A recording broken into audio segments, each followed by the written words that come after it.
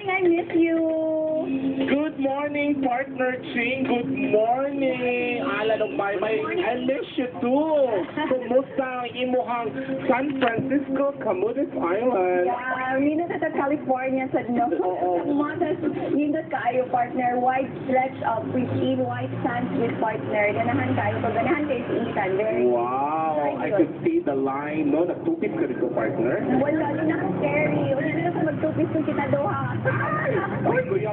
And of course, partner, no, Alan and Maymay, kay Bob, kung dito sa kunay mutang karoon sa Libility of doon na kayo sa studio, ato ibida karoon ng mga exotic pets na inyong nakita sa opening palang daan, no? Mauni siya. Medyo, tungkol akong kakuyaw, murag din ako mag-carry, iubo-ubo ko slide, of course. Ipailan na to siya. First, Ian, unsa na siya imuhang gi-bit-bit yan? Zipper jacket. Oh, no? Di na siya mamaak yan? No. No, eh? So, sakit Ian, no? Let me see. Baka see. Ay, bilig lang. Okay, of course, Vanya. Kani, unsa man niya atong ibida karon unsa ni siya nga klase nga mananap. Right, Angelica Bruce, mananap. O sa baoy, Rolando, mo na ni, oh. Butang skin person na kami kayo. May lahi siya nga baki, no? At carry rin ako ang baki. Kay minsan ako ay naging isang palaka. No? In fairness, mga kapo... Natasa ka noon sa baki! Sorry! Ano siya? Sorry, kaya sumagod siya. Of course, GM. No, GM, ang owner, ano yung mga pets karon. Good morning. Welcome sa Buena Mano Balita. Good morning, sir. Daghan kitang mga pets, ipakita karon yung ipanggulitan ninyo ang uban. Mga paano na ko ato ipalainas sa mga viewers karon. So, magsugot na dito. Unsa mo yung mga atong makita? Unsa din sa mga klase na mga pets or mga hayop? One of the kind of sa mga tarantulas na sila. So, right now, karon sa summer, patok na lalaga ang mga exotic pets ba? Something unique. Yes. Dahil sa mga reptiles like lizards, snakes. Alright. Hindi ko ganapit. So, daghang kay kog mga amiga ng mga bitin. Okay. And then? Also, we have also scorpions. Oo. So, makita rin na sa Java Pet Shop Cebu. And tagal ko kaya yung classes. And one thing sa nanay ganahan sa kaya mga exotic pets. Yes. They are like klase yung mag-take care na. Not like sa mga domesticated na common na kayo. Pakadol na limog lang mo. Murag ako, no? Murag pakadol bisa unsa. Okay ra. Kani GM, kanang nakuha ng yun ko, no? Kanang na curious ko. Unsa na siya ng klase nga kuan?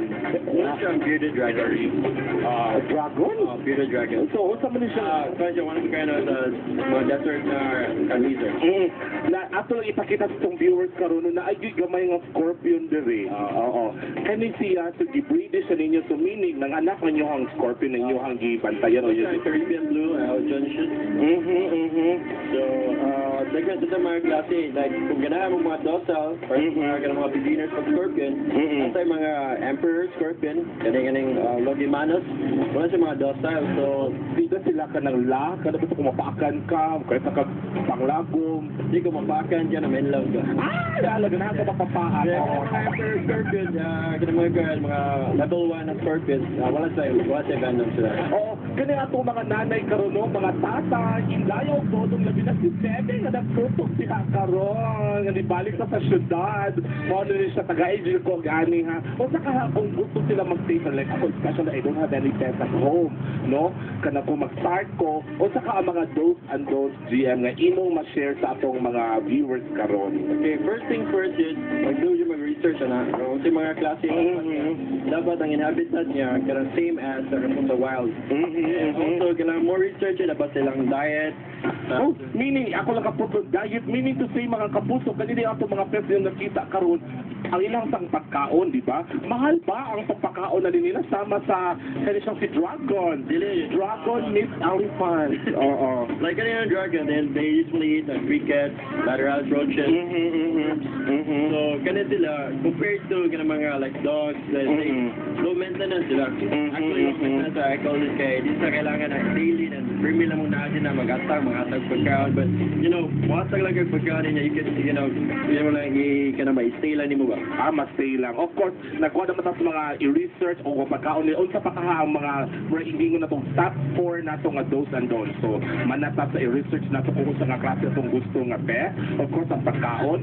O ilahan siguro hawlang. O ilahan kapoy-an. Ilang enclosure, ilang parents. Importante sa nagkastanan, especially sa kanang mga reptiles. Also, ganang gan, if ever reptiles siya, kailangan siya proper lighting. Like sa sunlight, UVB, kailangan siya. And sa mga tarantulas, ang ilang bedding. Importante sa nila ang ganang moisture, especially ganang mga scorpions, kailangan sa na siya. And sa mga lizards, definitely ang kanal dyan ang pagkuhan ang enclosure nila. Oh, GM, mangutan na lang ko because I heard na may mga exotic na mga grupo no, nga meaning to say, gani atong mga kapuso diyan, nga pati gusto mag-join sa yung grupo na kanabang one of a kind na mga pets, no, mga exotic. Dito na kugunita na si Play. Kasi po lang siya, kasi ko. Right na words are mga kapuso na mo-join sa Cebu Exotic Pets Breeders and Owners. Actually, you can search it sa Facebook. Naami dito. And also, check out sa mga mini zoo and also mga pets sa Java Pets of Cebu. Oo. Kanila, no, before tapo ba sa studio, pangupanan lang ko, Ian, ikaw, kabaw ko, sa una, kauban sa Jollibee. Kung ako na himong pet, sa tanaw mo, unsa ka ko? Butterfly! I super like it. Butterfly sa kadako na ako. Kanya, later on, ang kapakita mga istoryahan na to GM, no, kay because after ato ang first part atong interview, mag-trending nito sa Facebook, dahil kay mga upana, ato i-check na later. Dihan lang yung mga kapuso, back to studio una.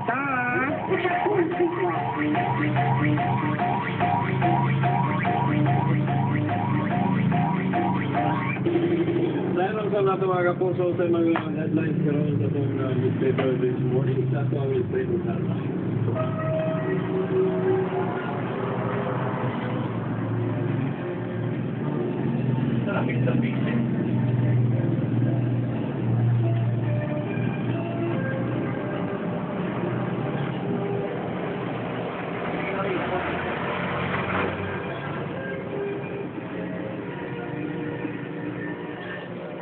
Video.